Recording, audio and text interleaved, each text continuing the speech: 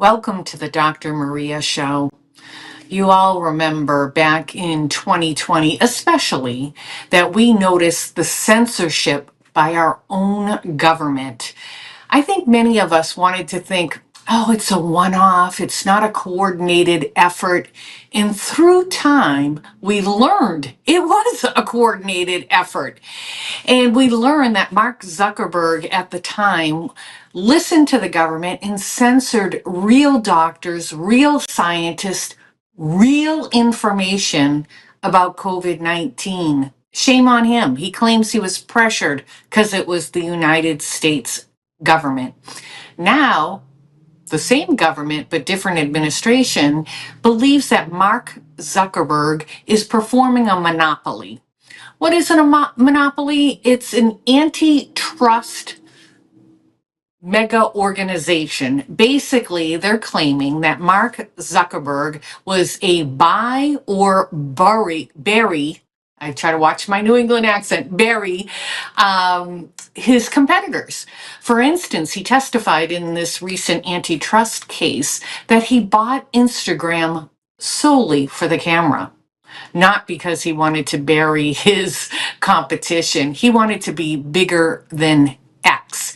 So there's already a lot of trouble with Mark Zuckerberg and his reputation and his motives. Remember, he basically admitted publicly that he censored American citizens, who, by the way, were telling the truth. And he also donated so much money to what has been dubbed the Zuckerberg boxes. This is where a lot of people think that a lot of massive election fraud took place was within the Zuckerberg boxes. And I asked somebody once, well, isn't there campaign finance laws? How could he have donated so much money? And I guess through PACs, there's ways to skirt that.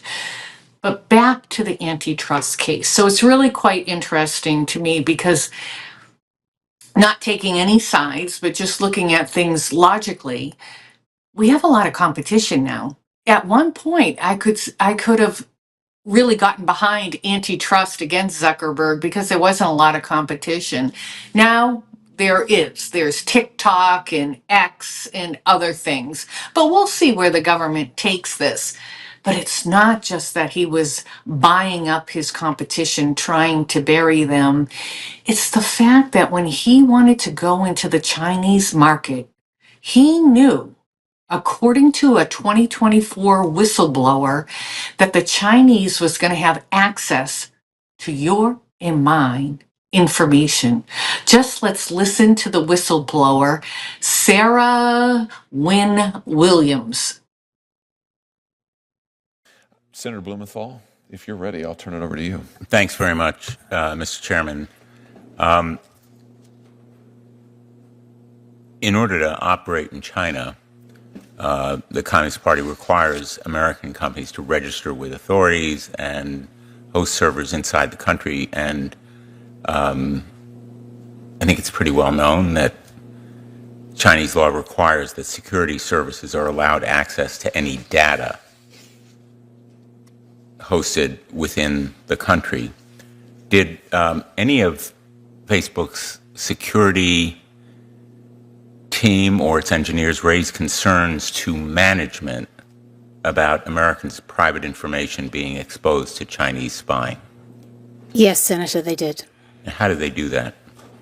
They documented their concern in a number of ways. They noted that this would happen, that the Chinese would get access to the data, and they also noted their concern in other discussions and other documentation, saying, my red line as a security engineer is to not be comfortable with this, but my red line is not Mark Zuckerberg's red line.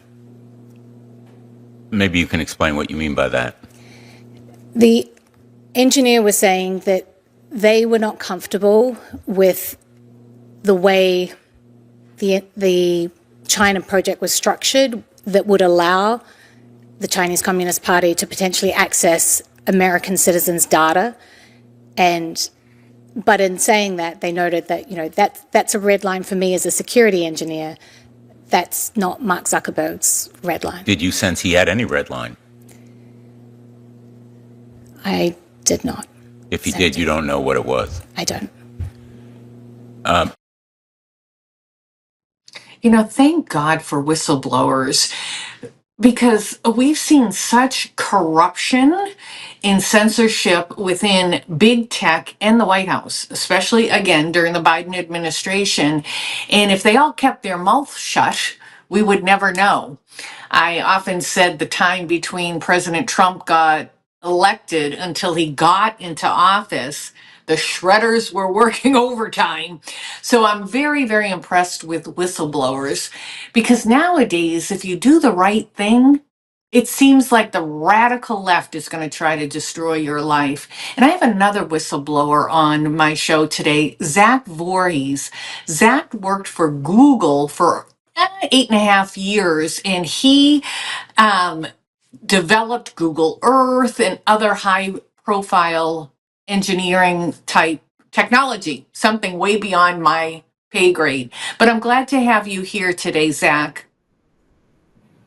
Thank you for having me on. It's a pleasure to be here. I feel like Google was my nemesis. I had the great privilege of being invited to go to the inauguration, and I was in that beautiful rotunda. And I found myself a little annoyed. Across from me was the big tech people. And yes, they all donated $1 million plus to the inauguration, but they aren't friends of the American public. So there was Mark Zuckerberg, but also the CEO of Google. And I always try to convince people, don't use Google. I know it's a habit. Use DuckDuckGo, anything. This guy censors. And certainly you were noticing that.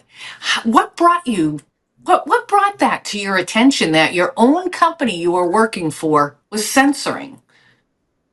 Yeah, well, it's a really interesting story because there was this story by the mainstream media that Google had a project called Project Dragonfly, which was censoring the internet in China. And so I decided, as a curious cat, to just go in and try to see what I could find.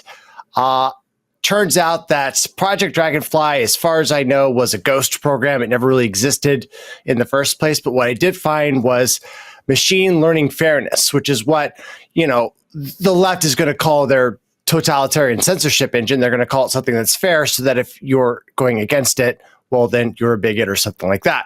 So I found this, machine learning fairness, and unlike Project Dragonfly, this thing had a whole bunch of information. It was already being rolled out to middle management.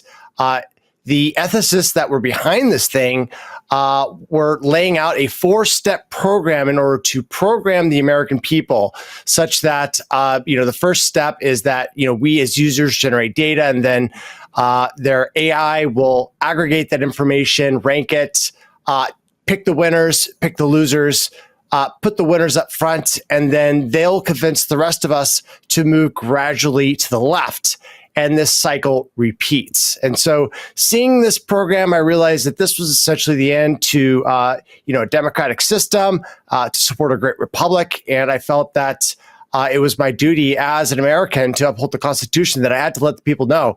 Because look, a corporation like this, if they're going to do something like this, they're just going to do it. But we as the American public ought to know, so that we can decide through discussion whether this is the path that we want to go down. And so, I gathered the information about machine learning fairness into a 950-page dossier. I sent it to the Department of Justice and resigned my position from Google, blew the whistle with Project Veritas, and then all sort of hell broke loose once all this information got released. Well, in the first disclosure back in June of 2019, we only released 3 pages.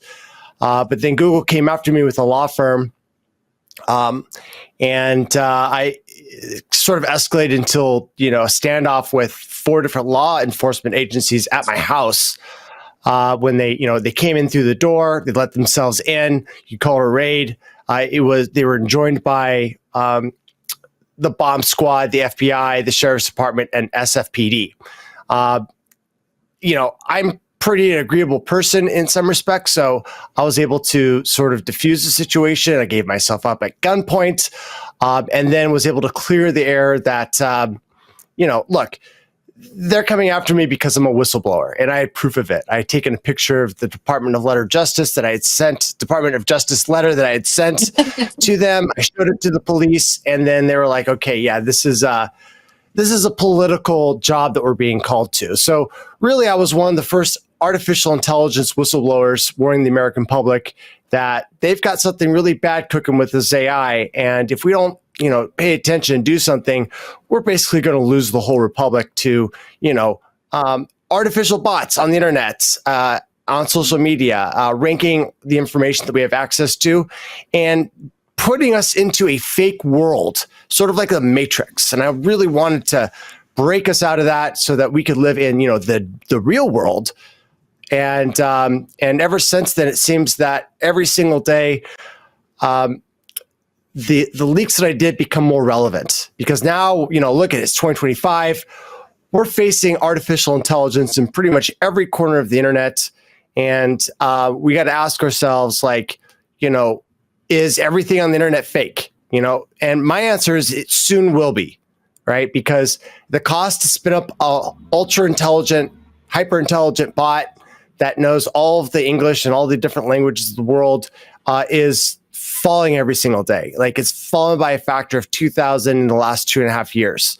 And so what we're on the precipice where, they're going to be able to spin up, essentially 10 billion bots through a data center and try to argue with us and try to rank our information so that, this false picture that the control oligarchs behind the scenes can generate, they're just going to push it on us. And, we got to fight back about that. And, that's essentially what I've done and what I've continued to do as an activist on social media to pretty much expose the world as the way that it is.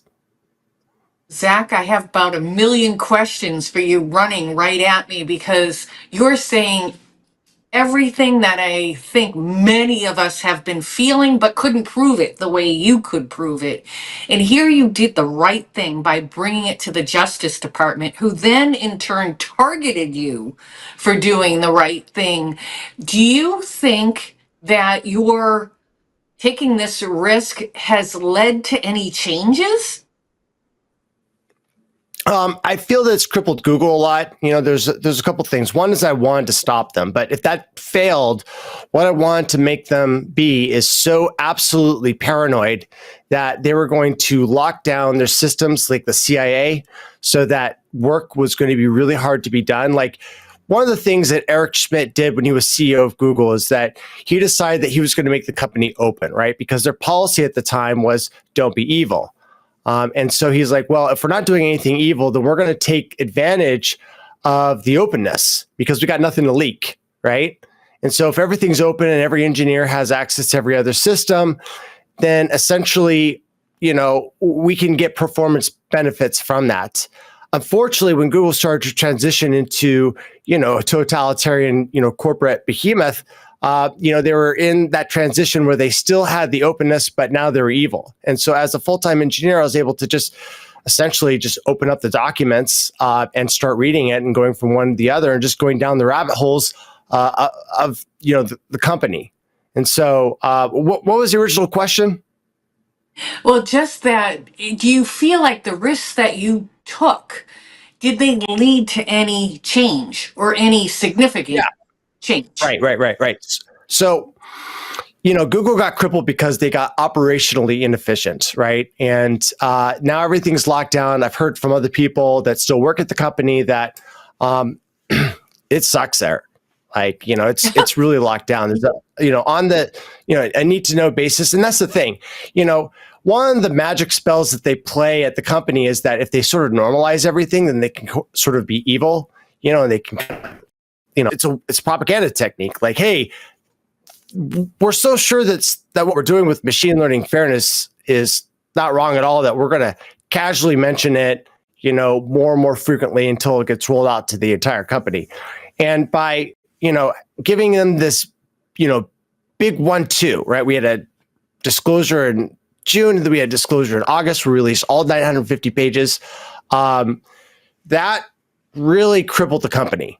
And now that they're pivoting from search to artificial intelligence, Essentially, what you're not seeing is you're not seeing machine learning fairness pop up as a keyword anywhere. And what's really funny is that the person that Project Veritas targeted, Janai, she she had this explosive thing that she said when she got busted, which was that in video, she said that, if Google were split up, the individual companies wouldn't together be able to stop the next Trump situation, but we can. And so that was, broadcasted, to everybody. We're like, oh, wow, this is totally election interference. And what Google should have done after that whole episode is that they should have fired her. Instead, they gave her the reins. And this is something that leftists always do. They double down, they quadruple down. They doubled down on her, and they basically gave her the entire reins of control for the content policy of the early Gemini models. They're AI models that have grown really powerful. And what she did was that she put her leftist ideology and embedded it so hard that when people were asking, draw me a picture of the Nazis, you were getting, black Nazis. There were women Indians signing the Declaration of Independence. That's a nice diversity thing. That. Yeah, that makes a good Disney movie. That's not historically accurate. And that was the thing, is that, she essentially forced this ideology so much. And, AI loves to have consistency. It doesn't like to have, internal contradictions within its data, which is the reason why cleaning data is so important for artificial intelligence. And so by the fact that she injected bad data, she essentially turned Gemini in the early models, gave it a form of mental disease. Almost think of it like a schizophrenia for AI. And so it was hallucinating all of this nonsense, and it became a laughing stock of the entire internet, and basically set back Google's AI aspirations for a year and a half. Now they've released Gemini 2.5. Now it's one of the best things out there. But notice that one of the things that's gone from this is the heavy ideological AI safety cabal that is trying to, it's still woke, but it's not the insane clown world wokeness that they were originally planning. And that was because, of my leaks, and also the outrage of, the people that are like, yeah, we're not going to live with this. And, and thank all of you out there that saw the leaks and shared it. We really were able to put the brakes on this giant golem that they had been forming in the background and lying to the public that it even existed. I remember when that came out, and I didn't mean to talk over you, and how disturbed I was. A lot of students from grade school on through college get their information from Google. And now AI is much more popular, so they're having AI write their papers and think for them. Right. And a lot of times these young people will say something, I'm like, that's historically not factual. And I have to get a book to prove it. And it's scary. It's scary. I don't know how much progress we're making here for safeguards. I really don't. But I'm wondering, have you had a chance to talk to the current Justice Department at all? I haven't. I've been doing a little bit of work with the FTC on the back end with the Heritage Foundation to try to get everybody's stories of censorship, especially sending around the Hunter Biden laptop, out there and registered. Apparently they're going to have some upcoming hearing, TBD on that, on when that is. But I have not been working with the Department of Justice since the new administration has come in. Well, I'm glad you're a part of the Heritage Foundation and continuing to work on this. So Mark Zuckerberg, I just want to clarify, I'm not part of the Heritage Foundation. Oh, we just have some points of collaboration with the internet censorship. Okay. I do think it might be beneficial for you to meet with the current Justice Department, just saying, because I think we need to tackle this in this fake information and this censorship. So the government now has an antitrust case against Mark Zuckerberg. Do you believe he has a monopoly? Oh, yeah. They're basically got an oligopoly between social media. It's like Reddit had the best style commenting system, with this hierarchical, comment stream that you could go and attach yourself to different conversations. Like nobody has even tried to replicate that. Like, they should have that on Twitter. They're not doing that because it's a cartel, and they're basically saying, in my opinion, you can have these features and specialize in this, and Twitter's going to specialize in this other thing. Like if you ever try to comment on Twitter, it's an absolute nightmare, right? And I think that they want it to be a nightmare. It's very easy to hide tweets. All the tweet replies seem to be in a flat list, so it's hard. And most of the tweets in the tweet thread don't even show up. And so the lack of innovation is because the entire thing is now essentially a cartel. Facebook has a monopoly on the social network that connects you and your personal contacts, right? And no one's been able to actually get in there and unseat them. They're not going to be able to do that at this point. If you could start a social network, you wouldn't even be able to spread it around, right? Like you try to post it on Twitter, you're going to get banned, or at least the link's going to get removed. And Google's not going to show the results. And they're putting in all these rules that prevent it, right? Like, for example, Google's got this PageRank score, with a large component of that being the EAT score, which is expertise, authoritativeness, and trustworthiness, where they basically take the website and they link it to an authoritativeness, sort of like a trust score.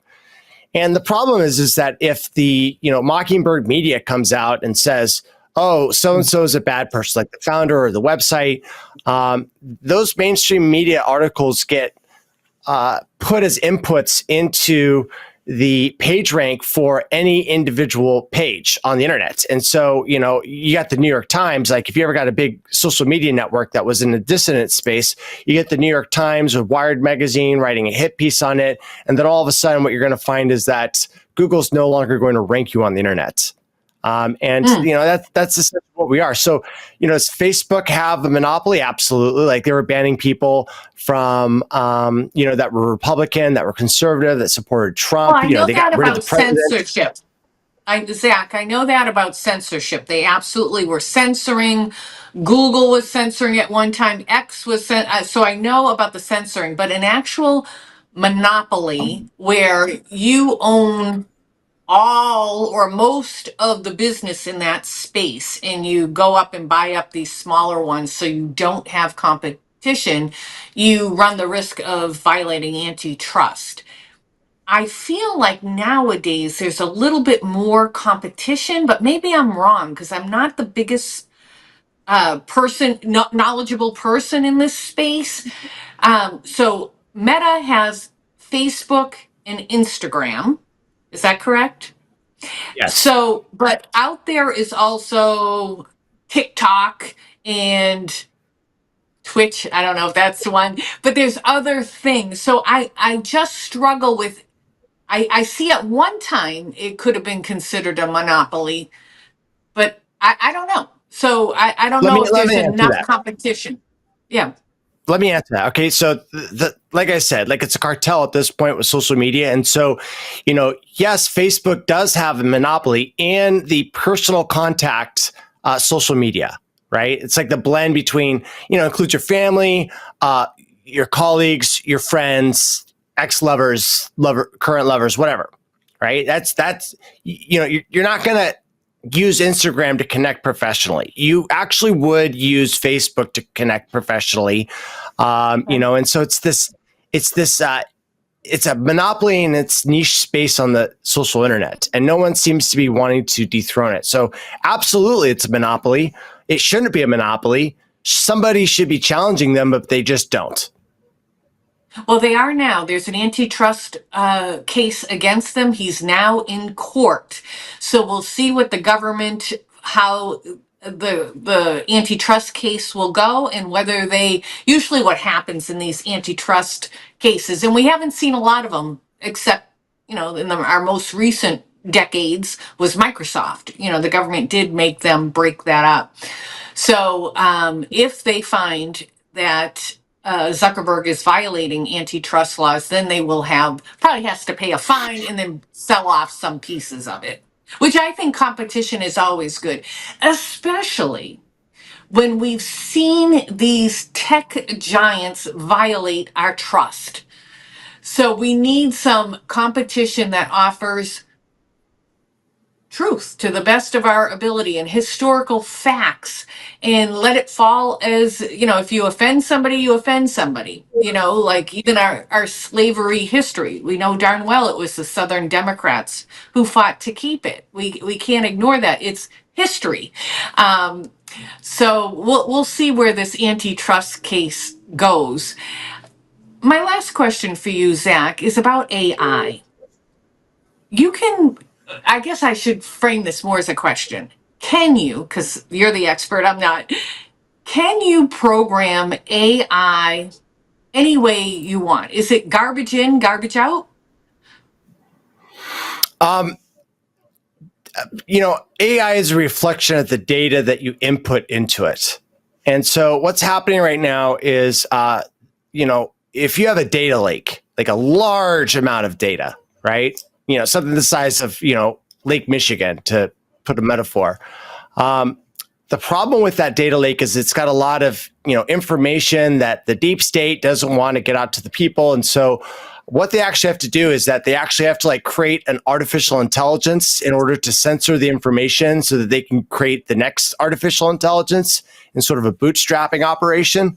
And so, this is essentially what OpenAI and, Google and all these others that are doing right now, is that they're basically censoring these data lakes so that these artificial intelligence can be presented a semi-cohesive version of reality with all the bad parts, according to them, snipped out. Now, fortunately for the deep state, the cost of training these artificial intelligences is just dropping, rapidly. Also, there is a retrieval method where you can just essentially look for the information that you want to, that is relevant to the user's query, and then dump that all in a giant, pre-prompt. Let the AI see that, and then ask the question after it's seen all the information. And then what's interesting is that this seems to sort of override the inherent biases of a lot of these artificial intelligences. They can be trained to be woke, but then if you overflow them with information right at the same time that you're giving them a prompt, they will, because of the way that they're built, they're a statistical machine that must operate on the input. They will actually give you a really truthy answer. And so there's actually one really great artificial intelligence right now. It's in the works. I'm working on it. It's called the Enoch AI. It's done by Mike Adams. He's my employer. And essentially what we've done is we're giving uncensored versions of the data to the artificial intelligence. And now all of a sudden it's actually starting to generate, a lot of really great answers that you're not, going to be able to get from let's say ChatGPT. And so, this is the way that you're going to be able to, get around the censorship. And what's really interesting is that, it doesn't matter how smart an artificial intelligence is. If it's, lying, if it's using false information that could be contradicted by, abject reality, it's going to lose against a much less intelligent artificial intelligence in a debate. You just can't compensate for false information with more intelligence. And this is what the AI people are trying to see. And so what's really going to be interesting is that these low-cost models are going to come out. They're going to have access to the full, information that's uncensored. And we're going to be able to get another narrative out of this, until they start burning the books, which is essentially, it's funny. Let me go on a rant here. The FBI is actually seizing domains that are offering free, unfettered access to all the world's information in English, and they're shutting them down. They're seizing the domains. You got the zlib 1, 2, and 3 libraries. You've got libgenrs, and its various, genres like nonfiction and fiction, comic books, you name it.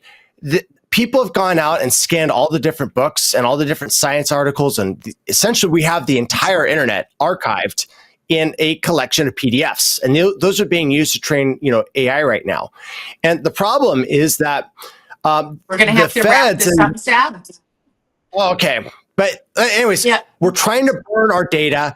The problem is the Chinese are not doing such a stupid thing. And what's happening right now is that 2/3 of the internet information used to train AI is currently Chinese. And if we don't stop this madness with the book burning online, pretty soon it's going to be 10-1. And people are going to train their stuff on that. So that's my final word about this whole thing. Thank you, Zach. And where can people reach you and find out your information? You can buy my book, googleleaksbook.com.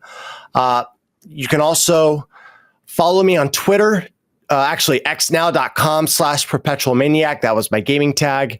And that's where my spicy tweets are, coming from. Check out my stuff that I just said about 4chan. It was a honeypot operation from the very beginning. I drop truth bombs, and I'm not an intelligence asset. I'm just going to be here speaking truth until they kill me. So, All right. Thank you. Thank you for joining the show. You're welcome. All right, take care. Bye. Bye-bye. There's a lot to digest when it comes to technology. I had not known that information about books, though, so I will look into that. And if any of you have more information on that, I'd like to know. But meantime, we're going to take a short break, and I'll be right back.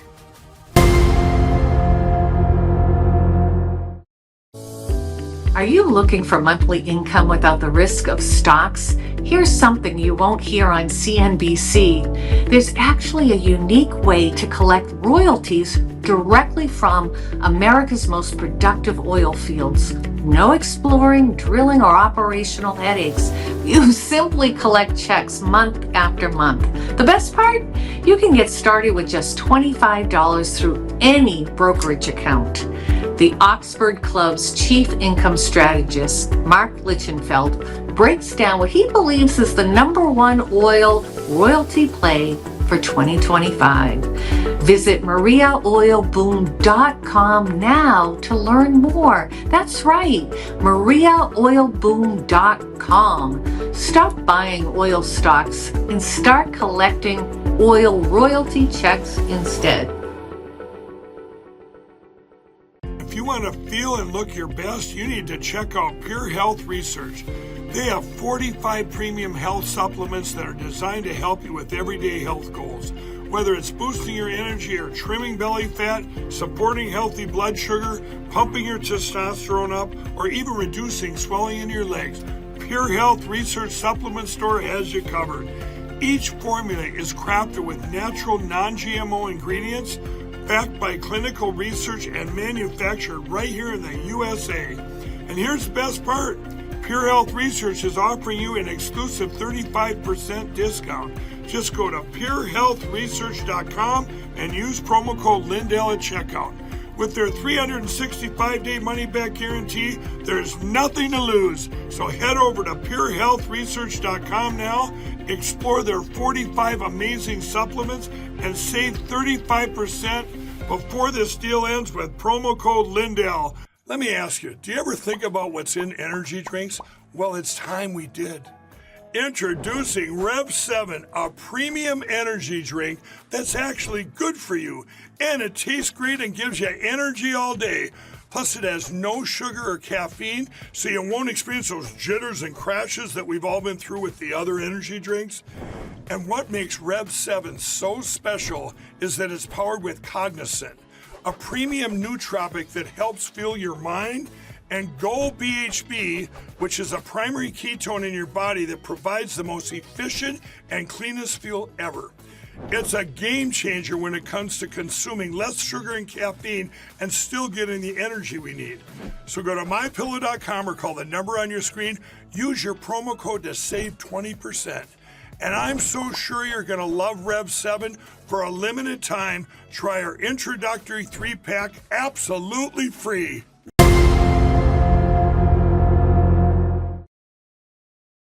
Welcome back. Well, our country still is experiencing that massive flow of illegal aliens that came through mainly our southern border and some of the ramifications. As President Trump promised, he's trying to deport the worst of the worst first. Others, he and Kristi Noem and others are out there asking illegals, please self-deport. just self-deport and come in line, legally apply, and we'll see where it goes. I do like that tactic, and hopefully people are complying. I have heard that the numbers keep going up with who is self-deporting. Now, it's interesting, though, how I don't understand this Democrat Party at all. I don't. That some of the elected officials on the Democrat side are fighting for the illegal aliens. Some who committed very violent crimes, even one who killed a woman, Rachel Morin, initially they dubbed as an innocent Maryland man. Just listen to Caroline Levitt. The Democrat and media outrage over the deportation of Abrego Garcia, an MS-13 El Salvadorian illegal alien criminal who is hiding in Maryland, has been nothing short of despicable. Based on the sensationalism of many of the people in this room, you would think we deported a candidate for Father of the Year. That's because, unfortunately, many in this country care more about this quote-unquote Maryland father, a legal alien MS-13 gang member, than a Maryland mother and an American citizen who was brutally murdered at the hands of a different illegal alien. Of course, I am referring to Rachel Morin. And if you didn't see yesterday, a Maryland jury found illegal alien Victor Antonio Martinez Hernandez guilty of murdering Rachel Morin in August of 2023. She was a 37-year-old mother of 5 who was jogging in an otherwise safe community northeast of Baltimore when this monster ambushed, strangled, and beat her to death before stuffing her brutalized body in a tunnel drain. The Morin family finally got justice yesterday, but they will never get Rachel back. Our hearts go out to Rachel's family, her 5 children, and her mother, Patty, who has suffered the unimaginable loss of her daughter. Yes, Caroline unpacks several things there. One, she's talking about Social Security, and we do know that Medicaid, Medicare, Social Security does have illegal aliens on their rolls, and they shouldn't. That is for American citizens. I don't like where our Medicaid and our welfare system has gone. It's become an entitlement program instead of helping out one of our citizens for a time limited period. Again, I don't have the answers what that time limited period is. Is it 1 year max? Is it 2 year max? Certainly not generational. But I don't understand the rally cry. I remember when Laken Riley, remember the nurse who was brutally murdered?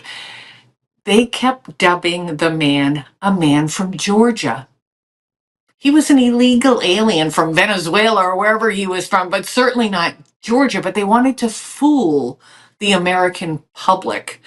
Well, here with me is David Nino Rodriguez, who's a boxer, but also a border expert. Welcome to the show, David. How are you? How are you doing? I'm doing well. David, help me. I always want to seek to understand. I don't get the sentiment. Obviously, if any American citizen got deported, yes, we should all be up in arms. How did an American citizen get deported? But we're talking about illegal aliens. What is this love affair of criminals? Well, it's the mainstream media. They're portraying this. They're putting it out there, that they're not going, they're being shipped out without due process is what they're saying. Well, they shouldn't have due process. They're not citizens. They broke the law by coming here in the first place. They're not allowed. They don't have the luxury of due process. And I've seen a lot of articles stating that, without due process. You don't get due process when you break the law and you come here from another country. I'll tell you what, I was flying the other day from El Paso to San Antonio and San Antonio back to El Paso. And that flight is usually packed to the gills. Usually, every time I fly, there's a pre-board line of 20 people. I mean, I'm not even kidding. This time when I flew, 70 to 100 seats open. Something's going on here. There's a freeze. So think about this. Let's conservatively say through the Biden administration, 20 million, but there's about 30 plus million illegal aliens in this country operating, traveling freely, doing whatever they want to do. Well, it's showing me, that was proof right there to me that they're in a frozen state right now. They're not able to just move around like they used to. And so that's 30 million people not being able to move around in America freely. They're paralyzed in fear. And I'm here in El Paso. I was raised on the border, both sides of the border. I grew up in Ciudad Juarez and El Paso, and I can tell you, Ciudad Juarez doesn't like it either. These people that have come here from Venezuela, Honduras, Haiti, China, they're all here. And so some of them are still waiting in Juarez.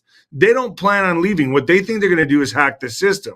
They think they're just going to wait it out, not go to work, and see what happens to Trump. They think he's either going to get assassinated. Trust me, this is what I hear.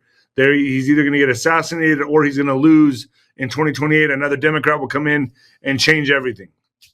So they're choosing not to leave. Now, the honest ones are leaving because they're like, you know what?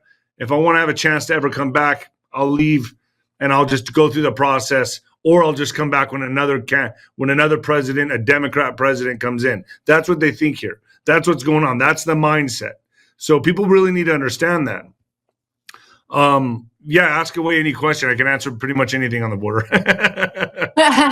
Well, David, this isn't quite the border, but in Miami, there's a Cuban section that I spent some time in, and the Cuban Americans really are conservative. They lived under communist rule.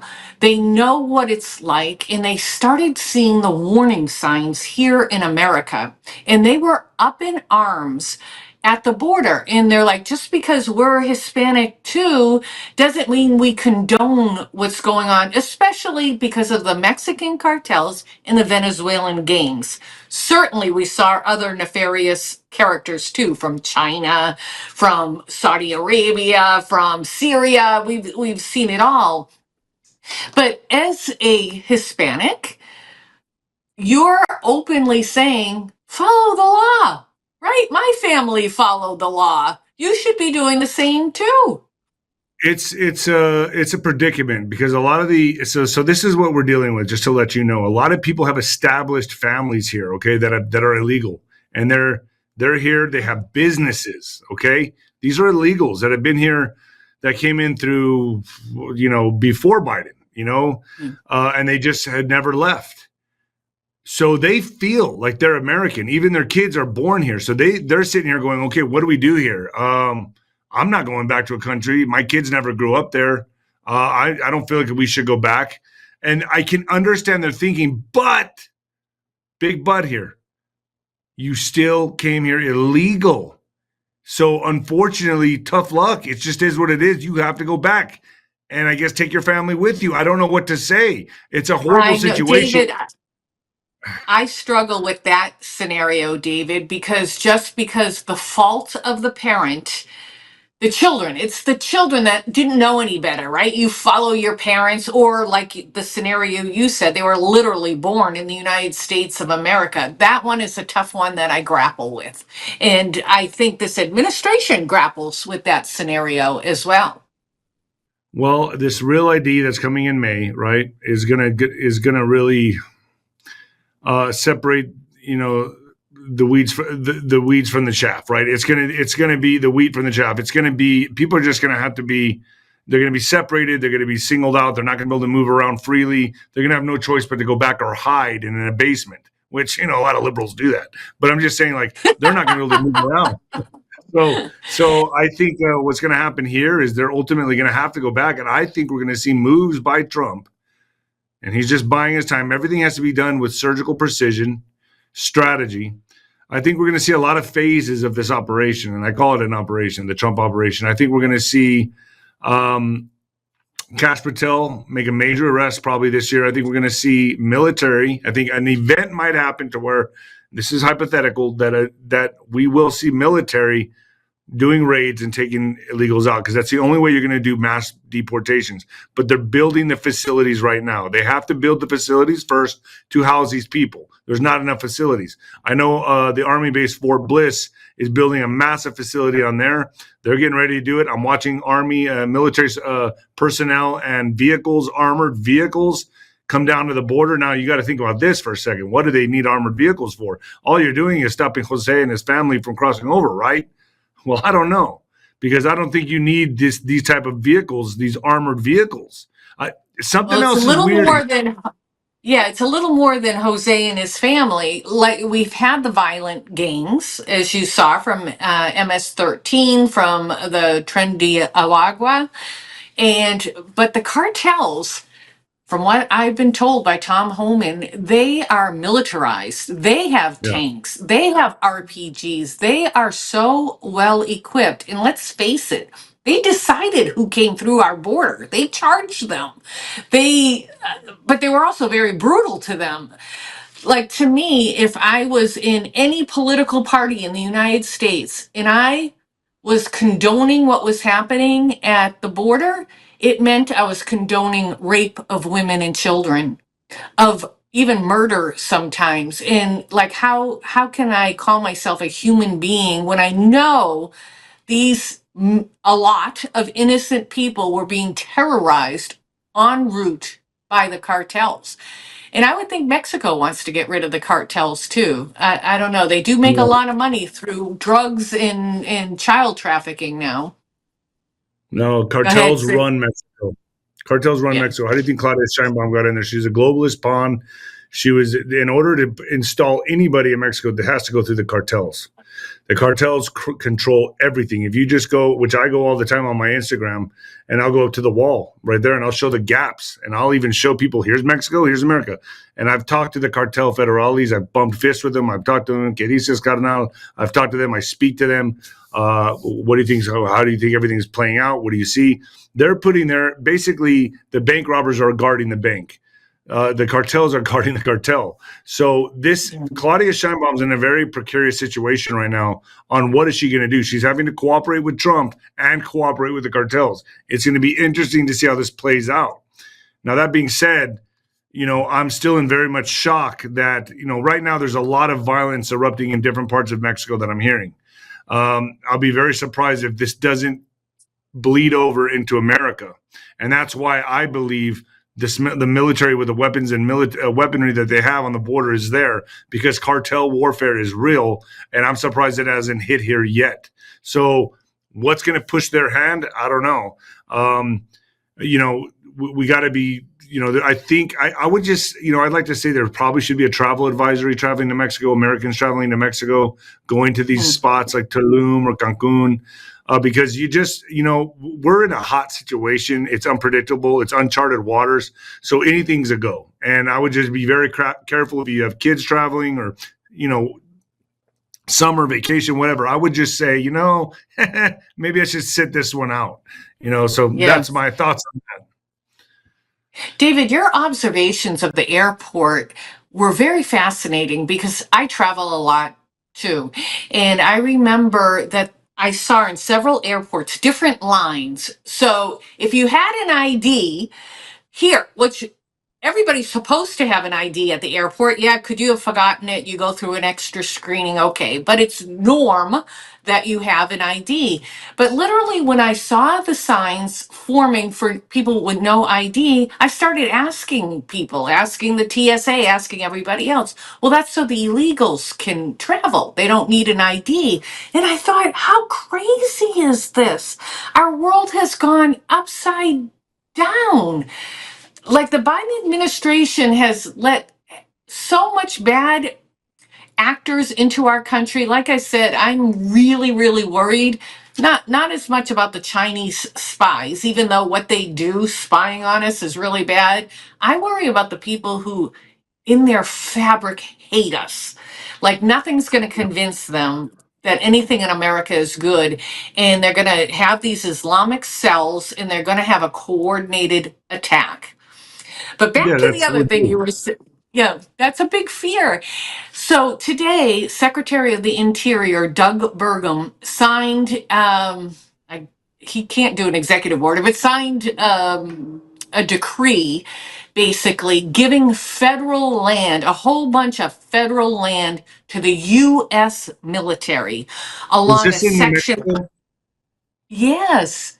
Yes. So it's along a section of the border. So if somebody hops over a fence or through a fence, you're now on a military land and it's much different. So Right. again, a different strategy to curb who is coming into our country so we can figure it out.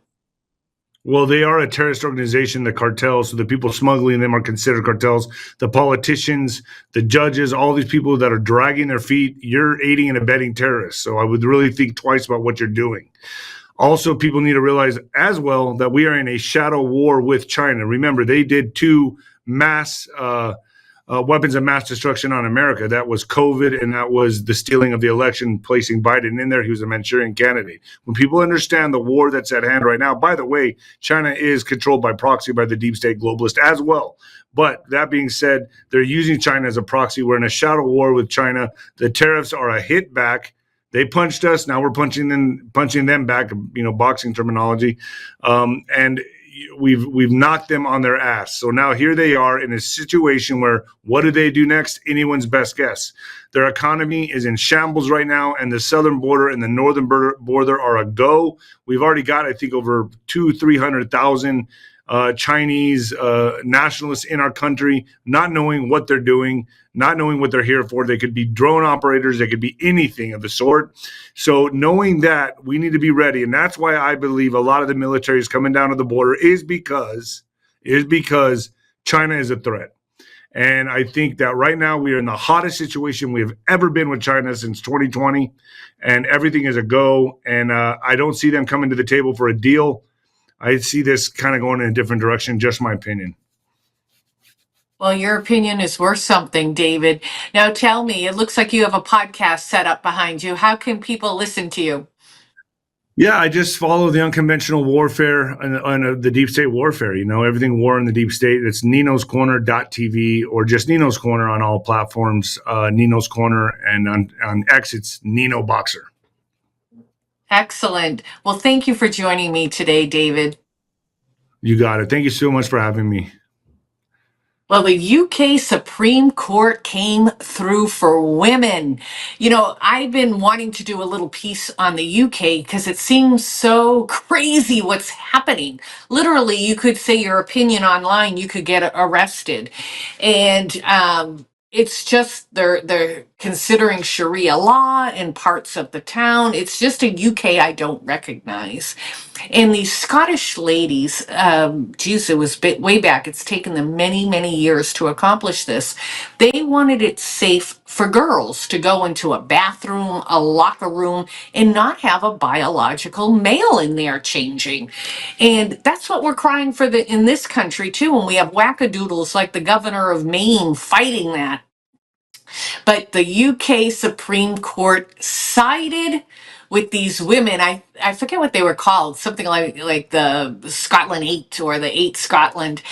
But they did side with them and they came out cheering because they were so happy. It was a long fight. But again, this is not just the safety of women, so they're not beat up by a male opponent. It's for dignity. How would you like your little girl, or even teenage girl or college woman, going into a locker room and having to change to a fully functional, in front of a fully functional male? So the UK Supreme Court said if you weren't born a male at birth, get the heck out of these institutions. So it's a big win. But anyways, let's hope for more good things. I want the country to settle down and stop this hateful rhetoric. I'm sure there's people in the Democrat Party who see the wisdom of keeping males out of women's sports, but yet they're hanging on to this to the bitter end. In Harvard, they're fighting for their right to be anti-Semitic. No, let's stop giving these universities any money. It's our money. I hate it that people say it's federal money. How does the feds get their money? From the 50% of us paying taxes. That's how. Anyways, I don't want to end the show with a lecture or on a soapbox. I thank you as always for joining the Dr. Maria Show. Monday, Wednesday, Fridays, 9 p.m. I will see you on Friday.